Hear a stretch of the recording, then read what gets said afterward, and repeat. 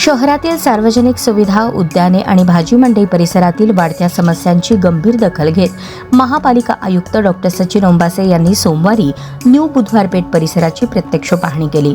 कस्तुरबा उद्यान आणि कस्तुरबा भाजी मार्केटमधील अस्वच्छता, बंद अवस्थेतील सुविधा आणि धोकादायक झाडांबाबत नागरिकांनी व्यक्त केलेल्या तक्रारींनंतर आयुक्तांनी संबंधित विभागांना तातडीने कारवाईचे आदेश दिले. कस्तुरबा उद्यान सध्या बंद अवस्थेत असल्याने येथे समाजकंटकांकडून गैरवापर घडत असल्याची बाब नगरसेविका वंदना गायकवाड यांनी आयुक्तांच्या निदर्शनास आणून दिली. उद्यान परिसरात मोठ्या प्रमाणात झुडपे वाढली असून अस्वच्छतेमुळे नागरिकांमध्ये भीतीचे वातावरण असल्याचे सांगितले. यानंतर आयुक्तांनी उद्यान विभागाला तात्काळ स्वच्छता मोहीम राबवून वाढलेली झुडपे आणि अनावश्यक झाडे हटवण्याचे निर्देश दिले. यावेळी स्थानिक नागरिकांकडून उद्यानात walking track, open gym, children park विकसित करण्याची मागणी करण्यात आली.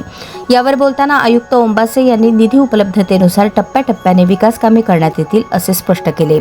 तसेच नगरसेवकांनी आपल्या स्थानिक निधीतून सहकार्य केल्यास कामांना अधिक गती मिळू शकते असेही त्यांनी नमूद केले. दरम्यान कस्तुरबा भाजी मार्केटमधील बंद अवस्थेतील स्त्री-पुरुष शौचालयांमुळे व्यापारी आणि नागरिकांना मोठ्या अडचणींचा सामना करावा लागत असल्याची तक्रार मार्केटच्या पदाधिकाऱ्यांनी मांडली. याची गंभीर दखल घेत आयुक्तांनी संबंधित विभागाला शौचालयांची तातडीने दुरुस्ती करून ती सुरू करण्याचे आदेश दिले.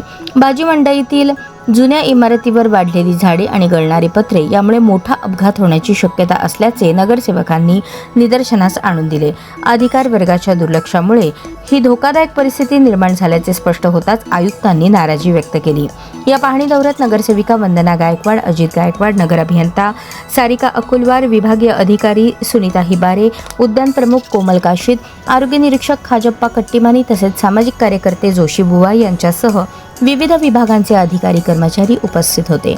महापालिका प्रशासनाने शहरातील उद्याने आणि भाजी मंडई परिसर अधिक स्वच्छ, सुरक्षित आणि नागरिकांसाठी सुसज्ज करण्यासाठी विशेष मोहीम हाती घेतली असून आगामी काळात सार्वजनिक सुविधांच्या दर्जात्मक वाढीस प्राधान्य दिले जाणार असल्याचे प्रशासनाकडून स्पष्ट करण्यात आले आहे.